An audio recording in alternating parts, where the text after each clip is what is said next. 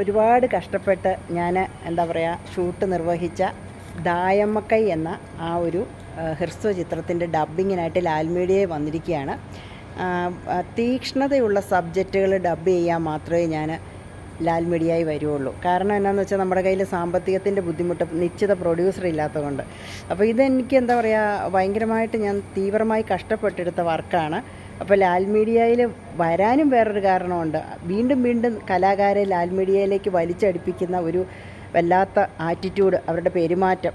അപ്പോൾ എന്താ പറയുക വളരെ സ്നേഹത്തോടെയുള്ള പെരുമാറ്റമാണ്. അത് ജോലി ആയാലും മറ്റുള്ള സ്റ്റാഫായാലും എല്ലാവരും നമ്മളോട് നല്ല രീതിയിലാണ് പെരുമാറുന്നത്. അപ്പോൾ ഒരു ഡബ്ബ് ചെയ്ത് പോയി കഴിയുമ്പോൾ നമുക്കൊരു കുടുംബത്തിൽ വന്നതുപോലെയാണ്. അപ്പോൾ ലാൽ മീഡിയയിലെ എന്താ പറയുക എല്ലാവരോടും ഒരുപാട് നന്ദിയുണ്ട്. ഞാൻ എല്ലാ വർഷവും ഒരു വർക്ക് ഞാൻ ലാൽ മീഡിയ ചെയ്യും. അത് കാശുണ്ടായിട്ടല്ല. അപ്പോൾ എന്താ പറയുക ഞാനിപ്പോൾ ഇന്ന് എടുക്കാൻ പോകുന്നത് തന്നെ ചെറിയൊരു കൊച്ചുകുട്ടി, അതായത് എത്രയാണ് 3ാം ക്ലാസ്സിൽ പഠിക്കുന്ന ഒരു കുട്ടിയുടെ സൗണ്ടും പിന്നെ ഒരു 7 ചേച്ചിമാരുടെ സൗണ്ട്, എൻ്റെ സൗണ്ട്.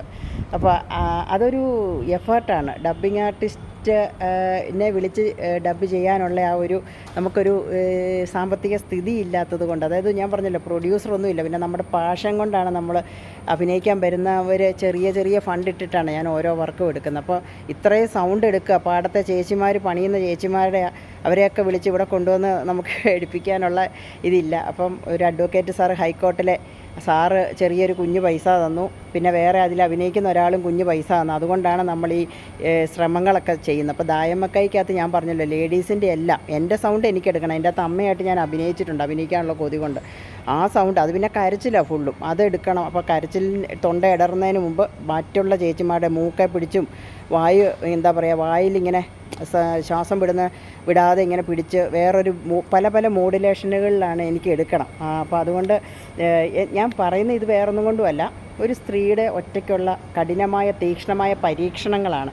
ഒരു മൂവി കണ്ടു കഴിയുമ്പോഴത്തേക്കും അത് ഇന്നതാണെന്ന് പറഞ്ഞ് ചെറിയ മൈന്യൂട്ടായിട്ടുള്ള കുറ്റങ്ങൾ പറയുന്നവർ ഇത്ര എഫേർട്ട് നമ്മൾ എടുക്കുന്നുണ്ട്. അതായത് പാടത്ത് പണിയുന്നൊരു ഞാൻ പറഞ്ഞില്ലേ 7ഓളം ചേച്ചിമാരുടെ ആണെന്ന് തോന്നുന്നു. പിന്നെ ആ കൊച്ചിൻ്റെ സൗണ്ട്, കൊച്ചിനെ ഇവിടെ കൊണ്ടുവരാനോ പറ്റത്തില്ല. ആ കുഞ്ഞിൻ്റെ സൗണ്ടും ചെറിയ രീതിയിൽ അത് എടുക്കാൻ ട്രൈ ചെയ്യണം, പറ്റിയെങ്കിൽ അതും എടുക്കണം, എൻ്റെ സൗണ്ടും എടുക്കണം. അപ്പോൾ എന്താ പറയുക ജൂലിയോട് ഒരുപാട് നന്ദിയുണ്ട്.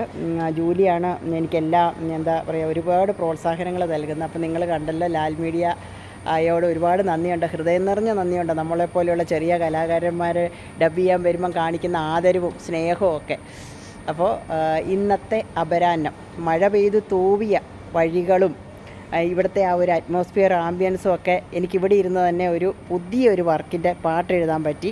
എനിക്ക് തന്നിരിക്കുന്ന സമയം ശരിക്കും 2 മണിയാണ്. 2 മണി തൊട്ട് 3 മണി വരെ. അതായത് 1 മണിക്കൂർ കഴിഞ്ഞ് കഴിയുമ്പോൾ നമുക്ക് നമ്മുടെ കയ്യിൽ കൊടുക്കാൻ ഫണ്ടില്ലാത്തതുകൊണ്ട് അതിനോടകം ഇത്രയും പേരുടെ എടുക്കണം. എനിക്ക് ഹൈക്കോർട്ടിലെ അഡ്വക്കേറ്റ് മഞ്ജു മാഷിൻ്റെയും അദ്ദേഹം വരുന്നുണ്ട്, അദ്ദേഹത്തിൻ്റെ എടുക്കണം. അപ്പോൾ ഇത്രയും കാര്യങ്ങൾ എനിക്ക് 1 മണിക്കൂറിനുള്ളിൽ ചെയ്യാനുണ്ട്. അപ്പം ലാൽ മീഡിയക്കാർക്ക് ഒരിക്കൽ കൂടി നന്ദി പറഞ്ഞുകൊണ്ട് പ്രിയ ഷൈൻ ഡബ്ബിങ്ങിനായി അകത്തേക്ക് കയറുകയാണ്.